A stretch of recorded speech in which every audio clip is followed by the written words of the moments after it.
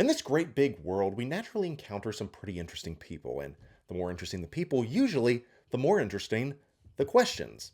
Now, questions are just that. Anything asked in good faith to find a genuine answer is fair game, and perhaps it's just a lack of research or simply a lack of fully understanding the subject, but sometimes we get some pretty silly and pointless questions thrown our way. Like, why is the sky blue? Or why am I wearing such a low cut shirt? Regardless, any of these pointless questions are not just limited to the real world. They bleed into our life as collectors as well. Just the other day, I was scrolling through Reddit and saw someone make a post asking, what are the most pointless questions that we hear regularly in this hobby? And you know what? That got me thinking. What a fun topic for a video. So naturally, I posed that question to every one of you on social media. And what do you know? We got some hits. So, without further ado, I present to you the most pointless questions in this hobby provided by you and all the right answers to accompany them. All that and more is coming up next.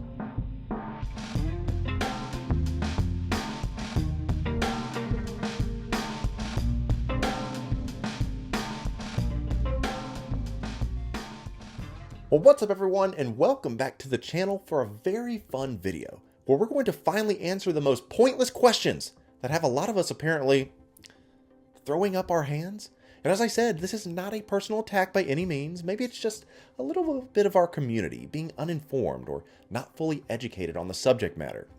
Whatever it is, well, that's what we're going to get to the bottom of today. But perhaps you're sitting there and saying, wait, I didn't see the opportunity to ask a question. What if my questions are not answered? Well, I'm so glad that you did ask that, because that may mean that you are not subscribed to this channel or not following my other social accounts like Instagram, TikTok, and yes, even Threads. Do yourself a favor and join this amazing community, and I promise we will have a lot of fun together. So with that being said, let's get started. So I proposed this question over the span of the past weekend, and I got dozens and dozens of responses. And once again, let me just say and go on the record that if you have asked these questions before, that is perfectly fine. Don't get your feelings hurt, but hopefully by the end of this video, you'll have all the answers that you could ever need. Well, I'm not going to keep you waiting, so let's jump in. And the number one question is brought to us by Obiland Studios. Apparently, he's been asked, what figure should I buy? Or should I buy X or Y figure? Now that is a great question, and apparently so great that everyone almost submitted that particular one in some form or another. Check this out, such as, should I buy X? Which figure should I get? Help me choose! Help me pick between these two. And on they went. This one question is the one that truly throws me for a loop, because at the end of the day, I know these things are expensive. We all know that they're expensive, and maybe deep down, whenever we're getting ready to buy a new figure, we just want a little bit of assurance from the community that we're not about to go and do something stupid. In fact, I've seen this question thrown around ever since I joined a Hot Toys subreddit years ago. In fact, I've already done a video on this very topic. Now, of course, I highly recommend that you go and watch the full video when you have a chance, if you haven't already, but I give 5 questions to ask to help you decide, and I will give them to you right here, right now, in the Cliff Notes version, because I'm a nice guy. Number 1 is having an emotional connection to the figure or character. Question number 2 is, do you have or will you need a companion piece for this new figure you're about to buy? Like, does Han Solo need a Chewbacca? Number 3 is, what does each figure that you're deciding on come with? And what is the better bang for your buck? Number 4 is, which figure can you get at a later date? Meaning, of the two you're looking at, is one a timed exclusive, or was the other one been sitting around as dead stock for a while? And finally, this is the best version of the figure readily available. Is this an outdated version, or is there a new version already out or coming out? If you can answer those 5 questions with confidence yourself, I don't think you'll ever be needing to ask help me decide again. Next up is an absolute classic that gets asked all the time, and that is essentially, when is this figure releasing? And just like the punster said, does anybody know? And the answer is emphatically always no. The bottom line is that whenever Hot Toys, Sideshow give you a release date window, that is simply just for planning purposes and does not mean that is when or if this figure is going to actually come out. As we're told all the time, this is a hobby of patience, and at the end of the day, you will have to simply wait. So simply running to Reddit, Instagram, Facebook, or wherever and asking, when is this figure releasing, is futile, because unless you actually work for Hot Toys, no one knows anything. And if you do work for Hot Toys, you certainly aren't allowed to be saying anything like that. That means no one, not your favorite retailer, not your favorite YouTuber, no one knows anything. So continuing on, in that spirit of speculation, our next pointless question is, does anyone know when this ships? Does anyone know when this figure will start shipping? People asking when their figure will ship from Sideshow compared to a Hong Kong reseller. And as AJ Dorsey Film says, no, nobody ever does. And I think the main takeaway here is what was just mentioned about Hong Kong resellers. Whenever a figure is released, it is released first in Hong Kong, China. That's where they're located. And there are several resellers that line up and grab stock, overcharge you for the figure and shipping, and then send it out to you well before the official distributors get their batches. Now, as I've said before, I used to be that person that had to overpay and have to have it first. That's just not a great thing, and I can't stress enough how that's such a silly thing to do. If you did order it from Sideshow, it will be coming eventually. And I know, as we're all impatient collectors, that wait can be excruciating, but usually if you did order it from Sideshow, you can expect it to start shipping around 2 to 3 months after it has officially released in Hong Kong. Now, Hot Toys needs to get their batches on a boat or airplane, send them over to the States, get them through customs, allow Sideshow to start the distribution process, and then you will have yours. So if you're sitting there wondering, where is your figure when you see everyone else having them, just know that most of those people have overpaid for that privilege. And you certainly don't need to do that. But if you got it like that, make it work and ball out. Now, the next question is an absolute classic. Is Toys Wonderland legit? Do you think this is a scam? Is a certain site reliable for me to buy this from?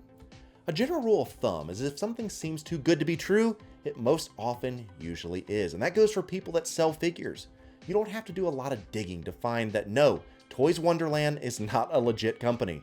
I think they go by the name of a Toys Apollo or some other silly name like that.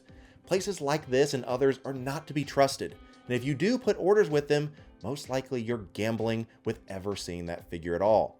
As I've said so many times before, be very careful about pre-ordering, especially paying in full from these shady retailers, because if they decide to fold up shop, then you're not only out of your money, you're out of the figure too, and that's just a headache you don't want to deal with. So just be smart, make good decisions, and use that Google search bar to ask. You'd be surprised to know that a lot of people out there have some solid opinions to keep you safe. And speaking of staying safe, what a perfect segue to our next question. Aaron BJ0920 says, this person asked me to use friends and family payment. Should I? Now, people are asking this question because through friends and family, there are no seller fees. But the catch with that is that there also is no buyer protection once you select that option. When conducting a transaction, if you're buying something online, always use PayPal goods and services. Never use friends and family unless you are literally standing in front of that person in person, inspecting what you're buying and can confirm that everything is as it should be. If that be the case and you feel confident, then go ahead. Friends and family will work. But if this is a completely online transaction, goods and services all day long, baby. On to another fun one that had several submissions in one form or another, and that is, when are we getting enter the said name of character? Or will blank get a reissue? Will they ever make another? Do you think InArt will make this character? And should I wait for the definitive version? Now, these are all absolute classics that are asked all the time, and to answer the same way that I said before, unless you work for these companies, no one knows a damn thing. The only thing, and I mean only thing that we know, are what licenses each company holds, and even then, we aren't sure which ones have expired and which new ones they have hiding underneath the table. So if you're looking for Hot Toys to make a Harry Potter figure, I wouldn't hold your breath, because we have no idea who has that license. If you're looking for InArt to give you the definitive Anakin Skywalker, you'll probably be disappointed because Disney is not giving them that license. As for the definitive version, well, I feel that is all subjective because the definitive version of a character for me is going to be drastically different than what you may think the best version of a character is. It comes down to what you think at the end of the day, and should always be what you think. But I'll come back to that in just a moment, because we have another question to get to right here, and that is, should I keep the box? What do you know? The age-old question when it comes to collecting: is your figure more valuable if you have the art box? But what about the shipper? Well, thankfully, I've already made a video on this too, and of course it's linked below for you to check out. But it once again comes down to what your goal is as a collector. Are you collecting to collect, or are you collecting for a potential resale down the road? Regardless of what you answer, there's no right or wrong way to collect, but if you are happy with your collection, you don't have the room for it, and you don't see yourself selling these figures anytime soon, well, my suggestion is just go ahead and toss out them boxes.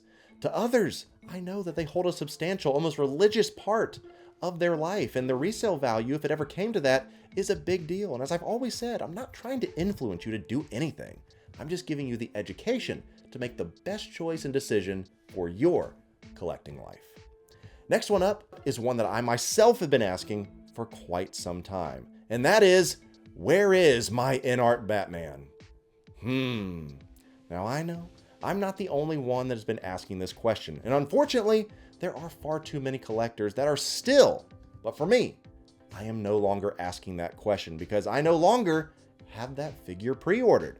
As I said in my last video, I have canceled my remaining in-art orders, and that's just what I would like to do and what's going to work for me.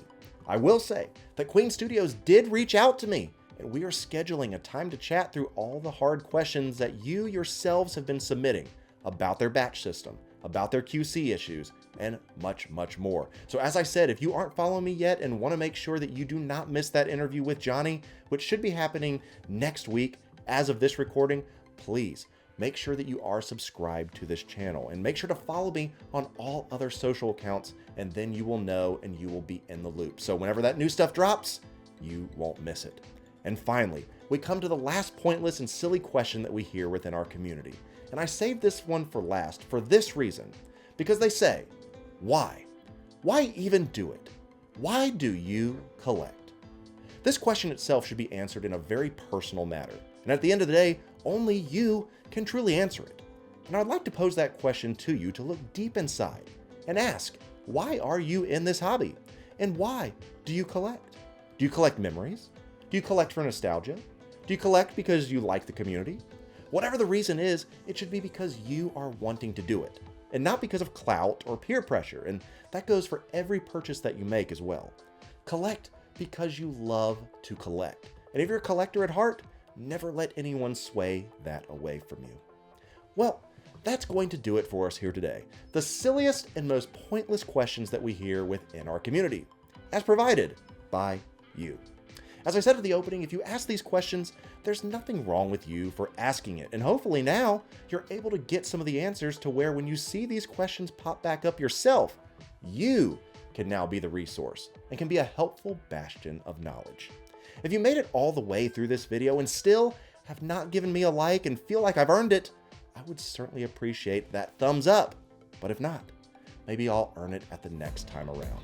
So until then, happy collecting, keep asking those questions, and I'll be seeing you in our next video.